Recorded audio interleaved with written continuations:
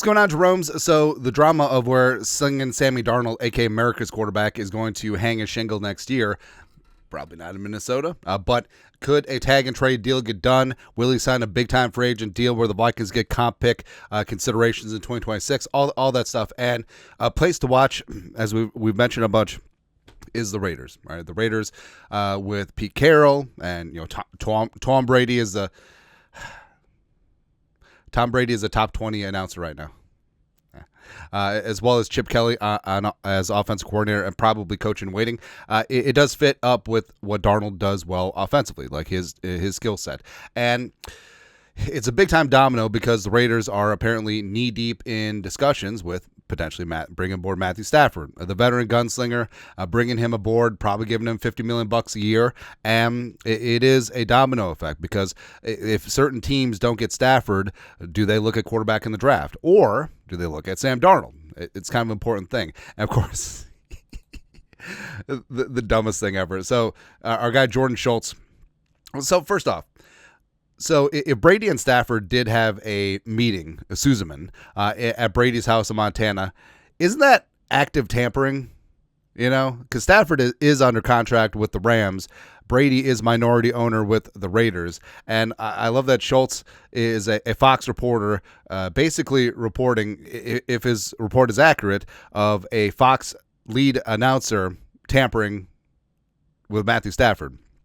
It's kind of funny, man. But then, of course, the pushback from Rap Sheet. Oh, they just met randomly, and then and then Schultz and Rap Sheet apparently got into it at a Starbucks, which is hilarious if you know who Jordan Schultz's dad is. But it's funny, man. It's really hilarious. Now, I know that. So first off, I know that Jordan Schultz gets a lot of poop. People call him a nepotism baby, but I respect what Schultz does. He puts in the legwork, and frankly, I feel like he wouldn't have popped off with this report unless there was a seed of truth in there. So go with that. But I just think it's like they couldn't fight in a Caribou or Duncan.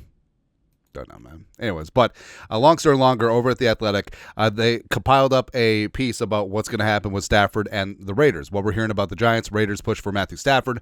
Will Rams keep their quarterback? And also, a big part of it is, hey, if Stafford goes to the Giants, everybody stays with the Rams. Do the Raiders pursue Sam Darnold? Because, frankly, I think that would be the most attractive landing spot, but not so fast. This is an excerpt. There are members of the Raiders offensive coaching staff who prefer adding a proven veteran quarterback to taking a dice roll on a rookie quarterback, according to league sources. The 2025 draft class isn't perceived to be deep at quarterback, and there's a chance that the only options we're drafting in the first round will be gone by the time the Raiders are on the clock. They have the number 6 overall pick. If the Raiders don't land Stafford, it's unlikely that they'll make a large financial commitment to another veteran quarterback who's expected to be available this offseason, according to league sources. Basically, that's just Darnold. I mean, Darnold's the only quarterback out there who's going to get $20+ million per season. And with Darnold's probably looking at 40, 45, somewhere in there. The Raiders have 3 quarterbacks on the rooster, blah, blah, blah, blah, blah, blah, blah, blah, blah. But also, Victor Ford, the beat writer for the Raiders for The Athletic, one reason Raiders are pushing for Stafford is they're lukewarm on Sam Darnold, the other free agents and the top of the draft class. Stafford and his wife may prefer Las Vegas over New York because Kelly Stafford has definitely inserted herself into the narrative a lot. So it is what it is. Now, I think a large part of it is that could this be a bellwether that maybe if the Raiders are lukewarm on Darnold, maybe the rest of the league is as well. Now, of course, it only takes one team, but I honestly do think that, like I said, could this be a canary in the coal mine, a bellwether situation with the Raiders where, I mean, if the Raiders don't get Stafford, they have no quarterbacks on the roster. They may not be able to draft one, and they don't want Darnold, and they have all the cap space in the world to get something done. That should be a pretty big eyebrow raiser, especially since one where you have Pete and Chip Kelly. It'd be a great spot for him. So I think it maybe does speak to how teams view Darnold because of how he played the last 2 games of the season. Because if the season just cut off after the Packers game, I mean, Darnold's getting $55+ million per year. But now some teams may be a little bit hesitant. But like we said, all it does take is one. But I think that's pretty fairly interesting. Where the Raiders, obviously they want to win right away. They're in a very competitive division.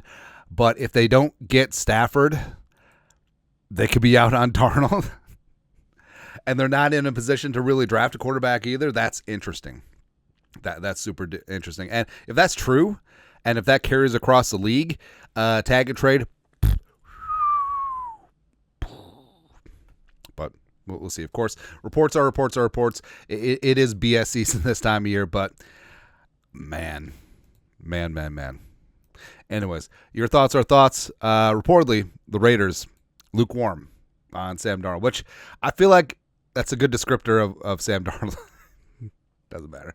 Let us know. Comment section. You guys are the best. You know what to do. Skol. Production value.